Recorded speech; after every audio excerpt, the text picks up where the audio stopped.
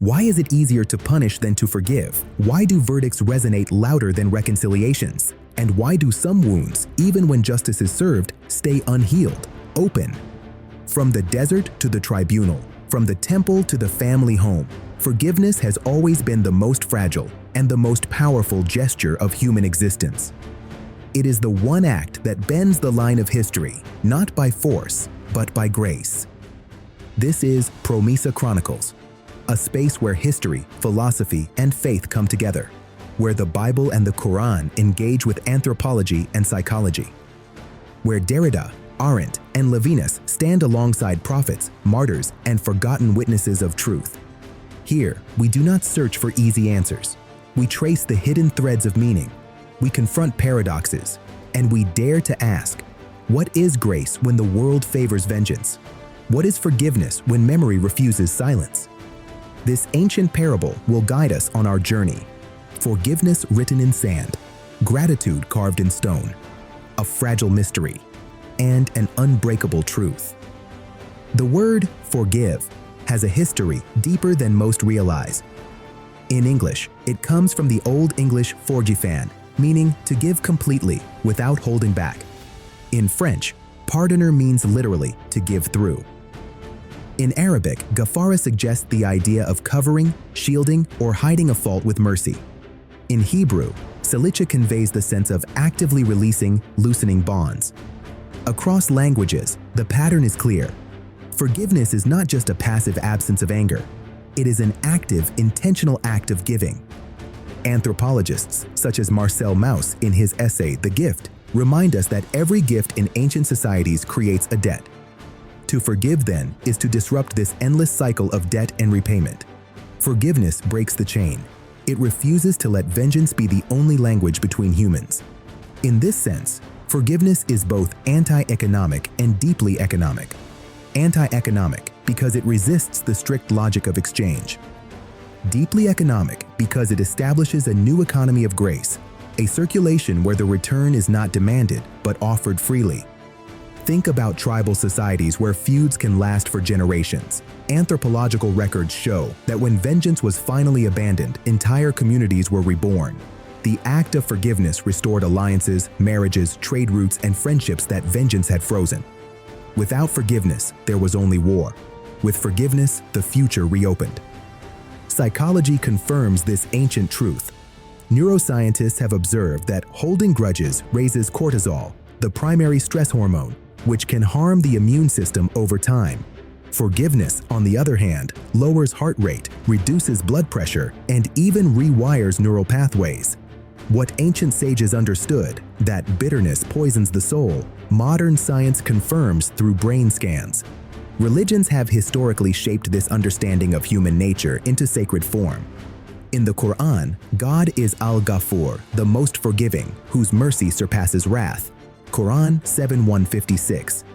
In the Bible, Jesus instructs Peter to forgive 70 times 7, Matthew 18:22, dismantling the logic of revenge. Even in Greek philosophy, we see evidence.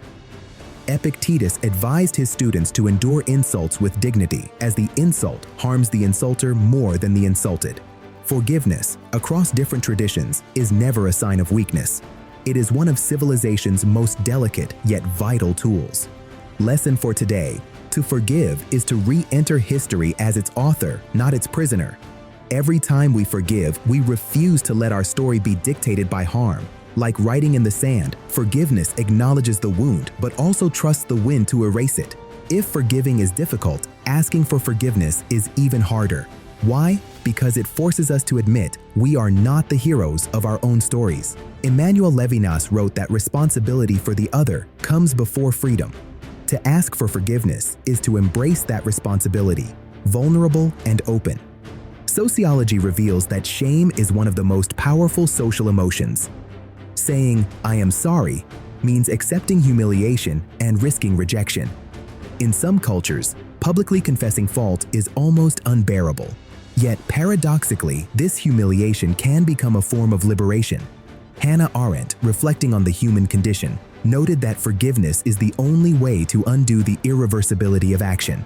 Without it, our mistakes trap us forever. Asking for forgiveness, therefore, is admitting our chains and inviting their release. Psychologists studying restorative justice in prison settings reveal something remarkable.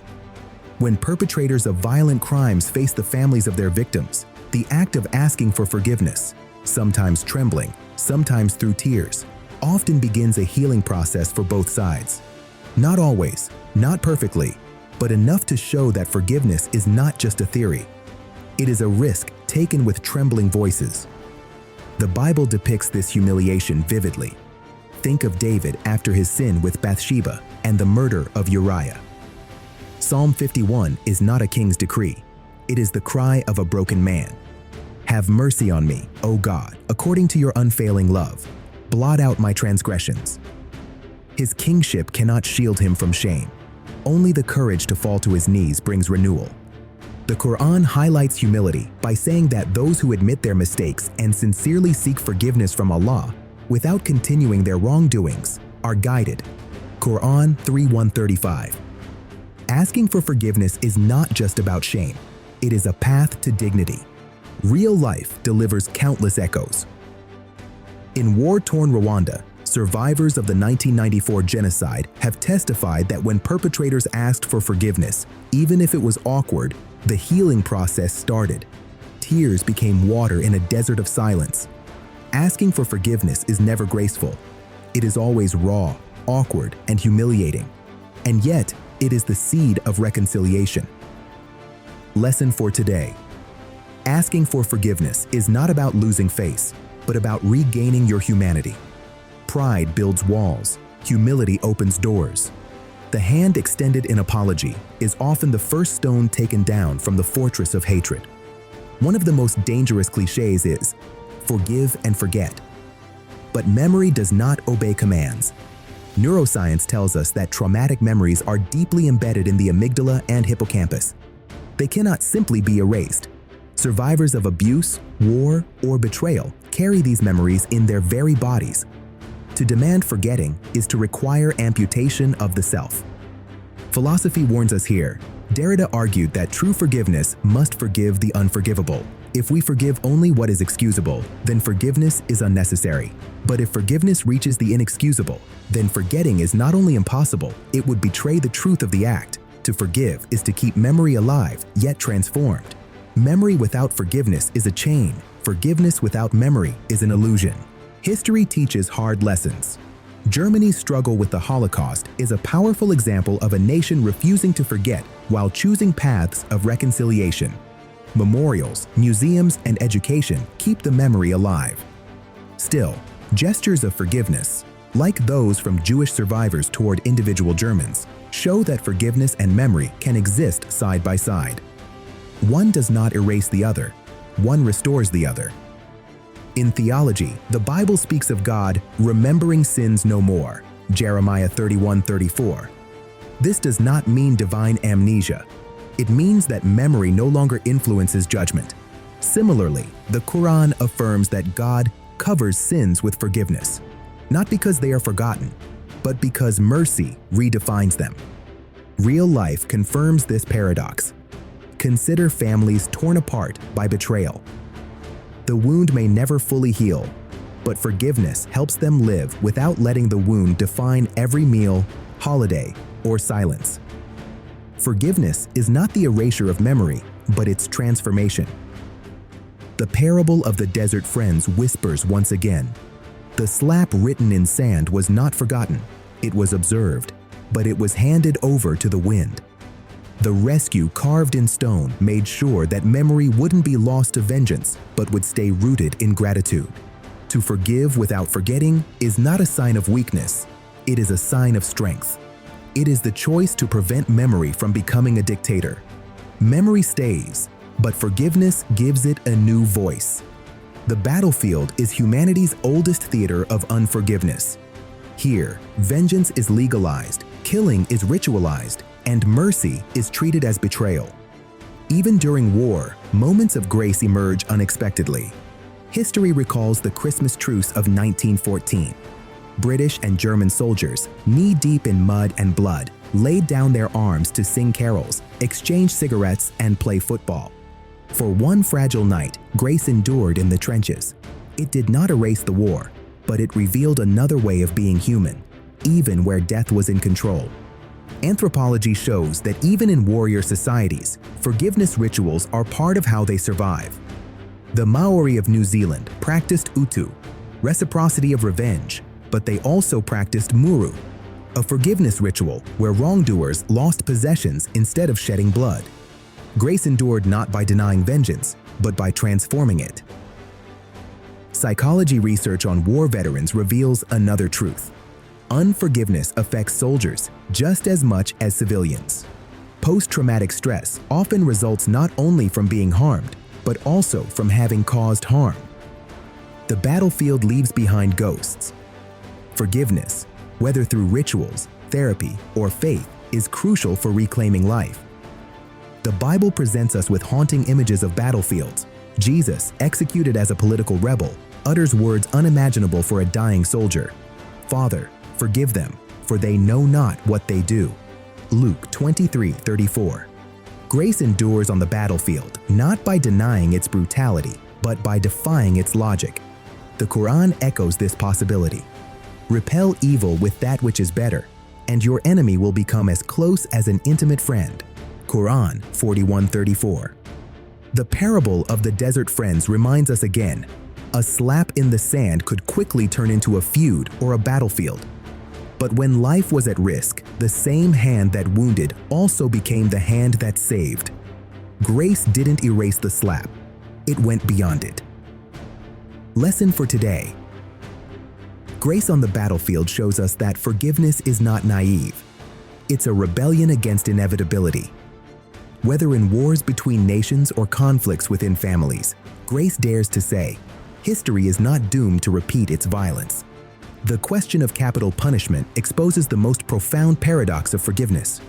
Can a state that kills in the name of justice also embody grace? Is execution a deterrent, or is it society's legalized vengeance dressed in the robes of law? Philosophy has debated this issue for centuries. Cesare Beccaria, in On Crimes and Punishments, 1764, described the death penalty as both unnecessary and ineffective. Michel Foucault argued that public executions were less about justice and more about power, the state showing its sovereignty over life and death. Hannah Arendt warned that when justice becomes indistinguishable from revenge, society falls into barbarism. Anthropology shows alternatives. Among the Ashanti of Ghana, murderers were not always executed. Often, they were ritually purified, exiled, or made to serve the victim's family. Justice was not vengeance, but reintegration. Grace, even if costly, was woven into law. Religions offer a range of perspectives. The Old Testament advocates an eye for an eye, but the rabbis of the Talmud interpreted it symbolically, favoring compensation over punishment. Jesus took this further. "You have heard an eye for an eye, but I tell you, do not resist an evil person." Matthew 5:38-39. The Quran recognizes qisas, retribution, but emphasizes, "But if the victim's family pardons, it is closer to righteousness." Quran 2:178. Even in legal systems, grace has always been the nobler choice. Psychology once again highlights that families of victims who choose forgiveness over execution often find deeper healing than those who witness the death of the perpetrator. Vengeance may promise closure, but seldom delivers it. Forgiveness, though more difficult, restores dignity to the wounded. In South Africa, Nelson Mandela chose reconciliation over retribution after apartheid, believing that if blood called for blood, the nation would never heal. In the United States, families of murder victims like Bill Pelke, whose grandmother was killed, opted for forgiveness over revenge, turning grief into advocacy for restorative justice. The desert parable reminds us again, when his friend was drowning, the man could have walked away, letting vengeance take its toll. That would have been a form of execution. Instead, he chose to save. That illustrates the choice between justice as destruction and justice as grace. To execute means ending a life. To forgive means opening a future. Societies must ask, what heals more? death sentences, or the fragile, costly path of grace. At the core of Christianity is a scandal, a crucified God. To the Roman world, crucifixion was the most degrading punishment. To Jewish leaders, Jesus was a blasphemer. To his followers, his death seemed like failure. Yet, throughout history, this very failure has become the symbol of ultimate victory, not through power, but through forgiveness. Theologically, Dietrich Bonhoeffer viewed the cross not as divine weakness, but as divine solidarity with human suffering. Forgiveness is not cheap, it is costly, paid with blood. For René Girard, Jesus' death reveals the scapegoat mechanism at the core of human culture. Every society seeks victims to maintain peace. By forgiving from the cross, Jesus exposes and overturns this mechanism. Philosophy also enters here. Nietzsche mocked forgiveness as slave morality, yet Levinas counters, forgiveness is not weakness, but infinite responsibility for the other. In Jesus' cry, "Father, forgive them," Levinas hears not resignation, but ethical transcendence. Psychology reflects this paradox. Survivors who forgive perpetrators often see the act not as erasing justice, but as regaining their own power. In this way, the cross becomes a universal symbol. To forgive is to refuse to let evil control one's identity. The Quran does not depict Jesus' crucifixion in the same way, but it refers to him as Isa ibn Maryam, a prophet of mercy, and emphasizes that God's forgiveness is always greater than wrath. Forgiveness is upheld as the greatest triumph, aligning both the message of the cross and the Quran's teachings on mercy. History teaches us the results. Empires built on revenge fall apart. Movements based on forgiveness last. Gandhi, inspired by the Sermon on the Mount, faced colonial power without violence. Martin Luther King Jr. called forgiveness the final form of love. Each stood under the shadow of the cross, where what seemed like defeat turned into a victory of grace. And the parable of the desert friends reappears here. The slap could have been the end of friendship, but the rescue carved into stone redefined failure as a form of victory. Jesus' death too looked like a slap, but became the stone of salvation. Lesson for today: whether one sees Jesus as God, prophet, or teacher, his life emphasizes this truth. Forgiveness is more powerful than punishment, and grace is the greatest victory of all. Human history is built on exchanges: grain for salt, work for wages, promises for loyalty. Yet beneath this economy of reciprocity lies a darker side: debt. Every society organizes itself around who owes what to whom. Grace, by definition, breaks this cycle.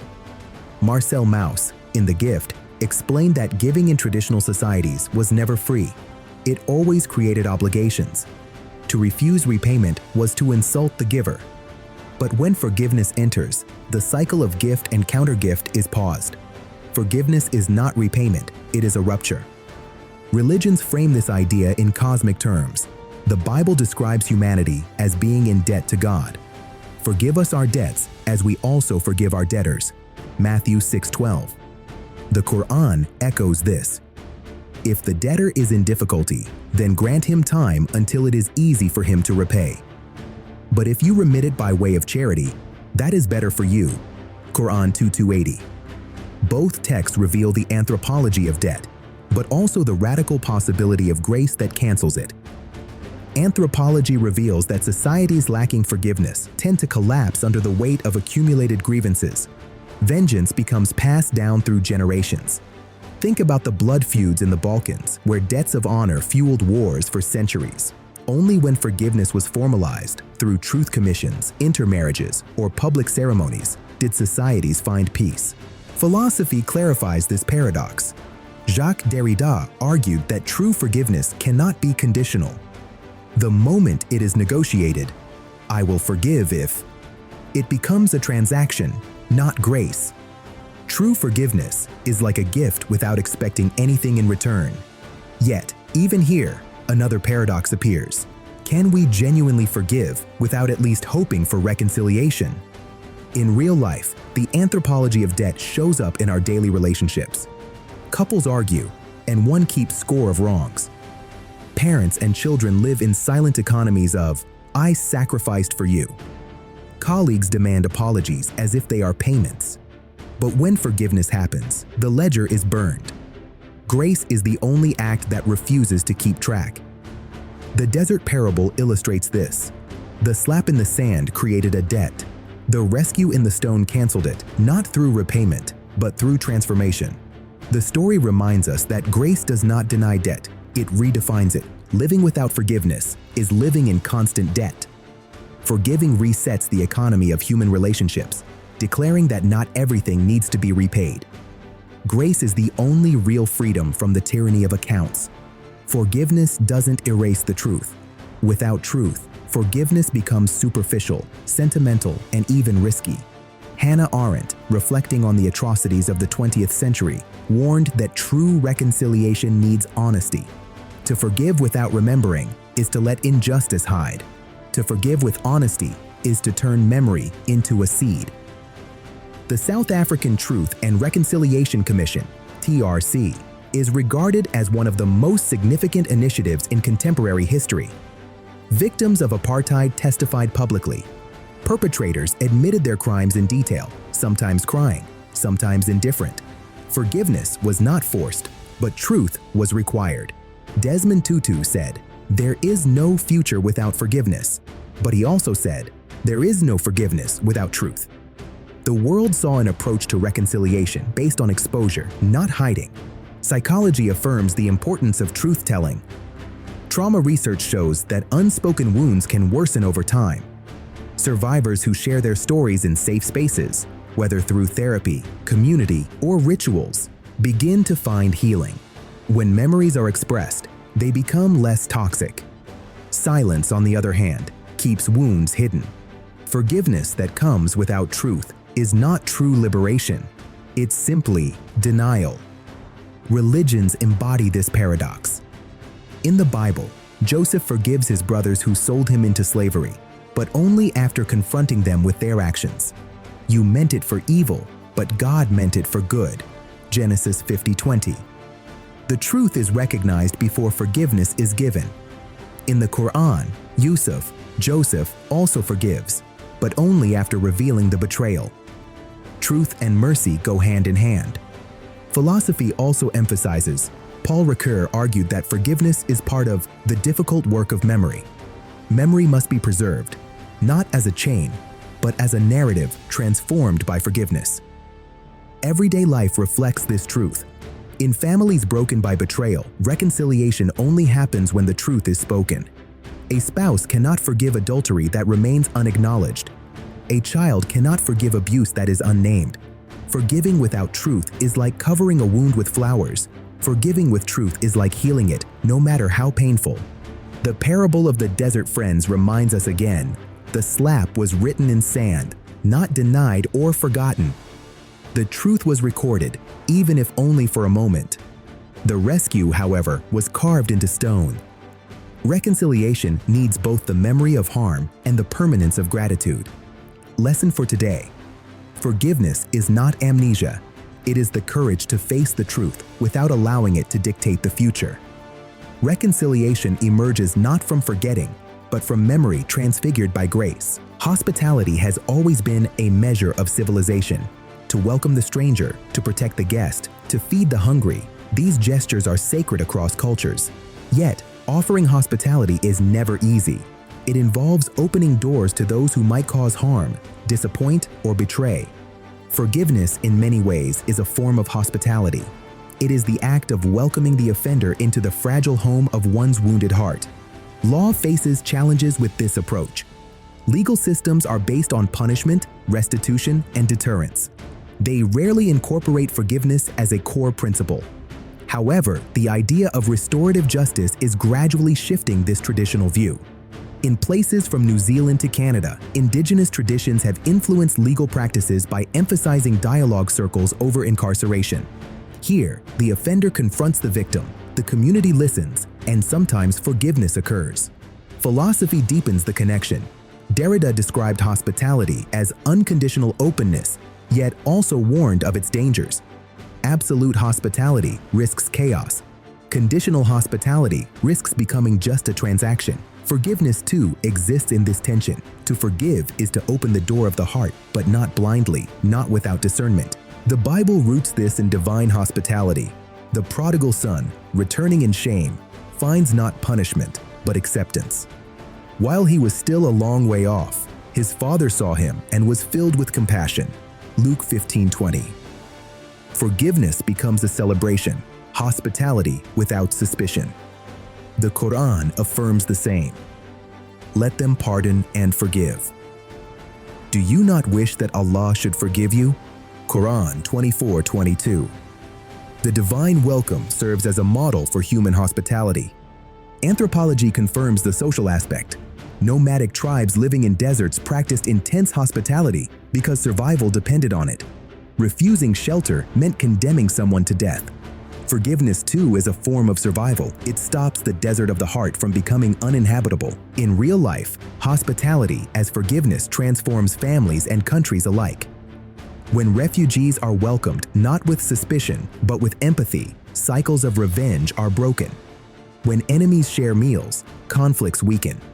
In Rwanda's reconciliation villages, survivors of genocide and former perpetrators live together, sharing harvests and building homes. Forgiveness becomes not just abstract, but agricultural, architectural, and communal. And the parable of the desert friends reminds us, the one who slapped was welcomed back, not cast out. Hospitality did not ignore the wound, it embraced the wounded. Forgiveness is the hospitality of the soul. It opens doors that justice alone cannot. In a world of walls and borders, forgiveness remains the most radical form of welcome. Forgiveness is not a single moment. It is a commitment. Restoring a marriage, renewing a friendship, healing a nation, these require ongoing effort, not just one act of forgiveness. Without commitment, forgiveness fades into mere sentiment. Sociology demonstrates that forgiveness withstands division only when it becomes a habit. Families broken by betrayal may reconcile once, but unless forgiveness turns into fidelity, old resentments come back. Political reconciliations may sign treaties, but unless forgiveness is practiced daily, divisions re-emerge. Philosophy describes this as the ethics of persistence. Levinas emphasized that responsibility for the other is endless. It never stops. Forgiving once is simple. Forgiving repeatedly is loyalty. Hannah Arendt cautioned that the danger of politics is its tendency to turn forgiveness into mere ceremony, while true loyalty demands ongoing renewal. Religion demonstrates this through a covenant. In the Bible, God's forgiveness of Israel is not a one-time act, but a recurring fidelity. His mercies are new every morning. Lamentations 3:23. In the Quran, God is Al-Rahman, Al-Rahim, the merciful, the compassionate. Words that suggest not a moment, but an eternal consistency. Divine forgiveness exemplifies fidelity. Psychology supports this idea. Studies on long-term relationships reveal that couples who overcome betrayal do so not through a single grand gesture, but by practicing micro-forgiveness every day, forgiving small irritations, misunderstandings, and disappointments. Consistent forgiveness in small moments prevents division from resurfacing. Real life shows this in communities divided by conflict. In Northern Ireland, peace agreements ended the troubles, but only daily commitment to forgiveness, neighbors choosing not to return to old hatred, keeps peace alive.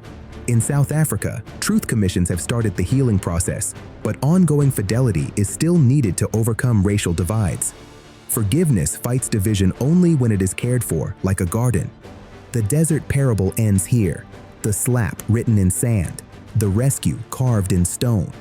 What sustains the friendship is not only the rescue, but also the fidelity to remember gratitude more than offense. Fidelity is memory revised and grace continually embraced. Forgiveness without fidelity is fragile.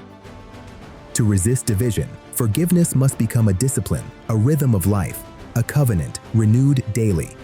The camera pans back to the desert horizon as the sun sets. The wind erases the words once written in sand, leaving only a stone with an untouched engraving. From the battlefield to the courtroom, from the family dinner table to the corridors of power, one question endures: is grace a fragile dream or a force still active among us? We have seen forgiveness endure through war. We have observed it face the death penalty, challenge revenge, and reimagine justice. We have traced its origins in anthropology, philosophy, psychology, the Bible, and the Quran. And always, the story of two friends in the desert has whispered, hurt written in sand, gratitude carved in stone. Forgiveness today remains just as vital. Families broken by betrayal, nations divided by ideology, neighborhoods scarred by injustice, all long for the same miracle. Grace doesn't erase memory, but it transforms it. It doesn't deny wounds, but it refuses to let wounds shape the future. Philosophers like Derrida warned us, true forgiveness forgives the unforgivable. Theologians like Bonhoeffer reminded us, grace is costly, never cheap. Anthropologists like Mauss taught us, forgiveness breaks the tyranny of debt. And the scriptures, across traditions, insist that God's mercy always exceeds wrath. Psychology confirms what wise people have known. Bitterness poisons, forgiveness heals. Societies confirm what prophets have declared. Vengeance binds history. Grace opens the future. Ultimately, forgiveness is not weakness. It is the strongest form of resistance against despair. It is kindness in a hostile world, loyalty in fractured times. You cannot change the past, but you can open a future. And you? When in your life have you received or rejected grace? Share your story. Add your voice. Let this be more than just a documentary. Make it a dialogue. Welcome to Promesa Chronicles, where history, faith, and reason come together to rediscover the hidden power of grace.